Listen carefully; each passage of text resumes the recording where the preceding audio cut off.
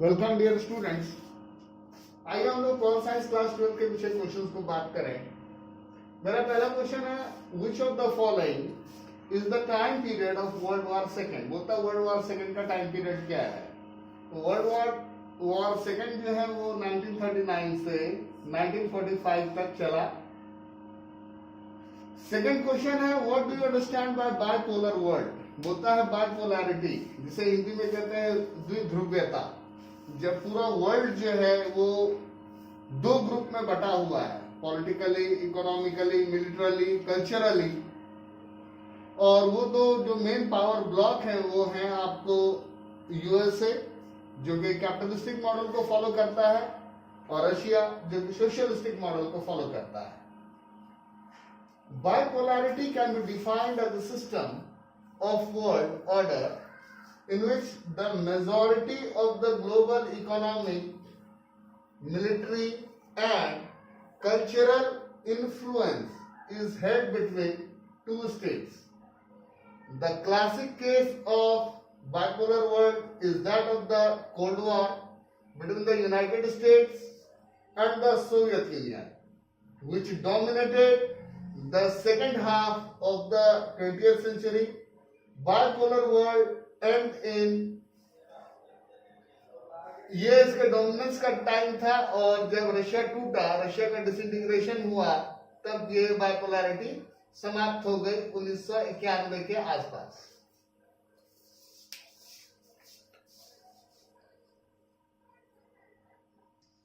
मेरा next question है, What are the new centers of power considered presently? Clarify. जो power के नए सेंटर हैं उनके बारे में।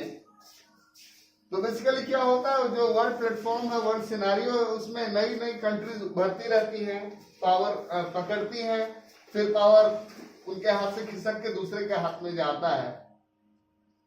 At the beginning of the 21st century, the international community has witnessed the emergence of new centers of power, namely China, India, Brazil, Turkey and Iran.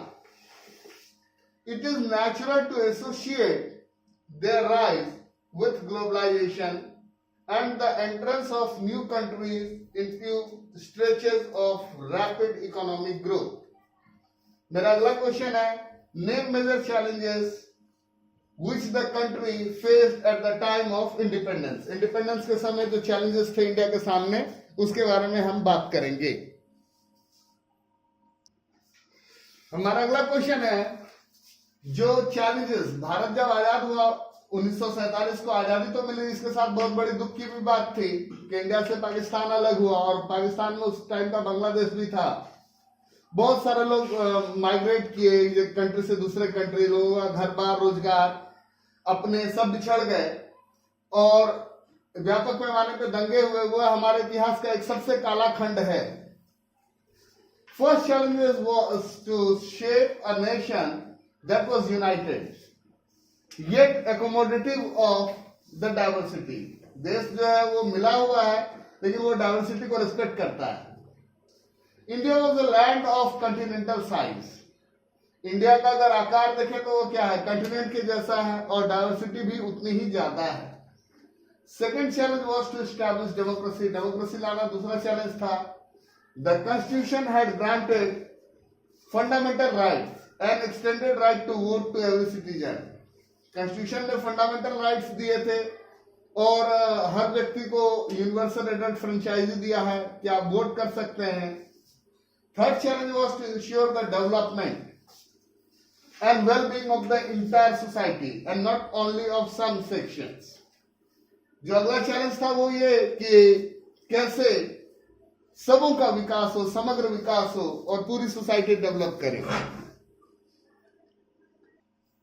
मेरा अगला question है, right any two effects of national emergency. जो आपातकाल की घोषणा हुई थी इंदिरा गांधी के शासनकाल में, उसके बारे में।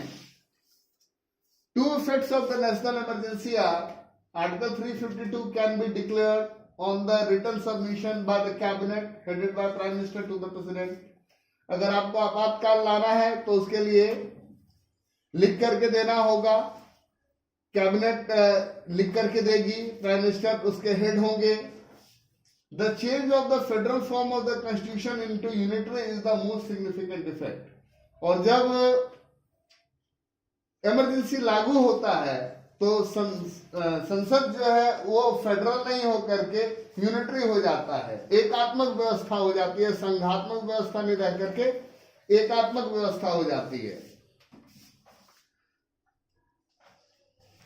मेरा अगला क्वेश्चन है, what was the contribution of Ram Manohar Lohia. Ram Manohar Lohia बहुत बड़े नेता थे, उनका भारतीय राजनीति में क्या योगदान है, उनकी क्या भूमिका है।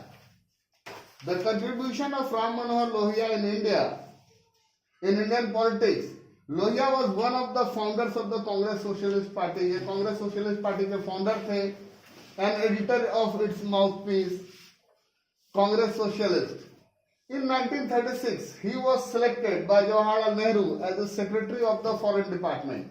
उन्हें Secretary of Foreign Department चुना गया of All Indian Congress Committee, AICC, और ये जो है ये कांग्रेस का हाईएस्ट बॉडी है। इतने ही क्वेश्चन थे, आगे के लिए नेक्स्ट वीडियो में बने रहिए। धन्यवाद।